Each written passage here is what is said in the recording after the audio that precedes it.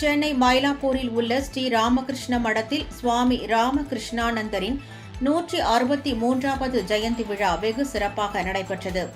ஆதரவற்ற மாணவர்கள் தங்கி படிக்கும் மாணவர் இல்லத்தை உருவாக்கிய பெருமை பெற்ற சுவாமி ராமகிருஷ்ணானந்தரின் ஜெயந்தி விழாவையொட்டி அவரது படம் தாங்கிய ரதத்துடன் மாணவர்கள் ஊர்வலமாக வந்து சுவாமியை தரிசனம் செய்தனர்.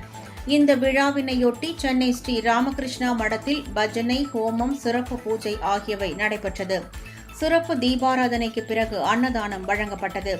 இந்நிகழ்வில் சுமார் 4000 பக்தர்கள் மற்றும் ராமகிருஷ்ண மடத்தின் பிற மையத்தின் துறவியர்கள் ஆகியோர் திரளாக பங்கேற்றனர்.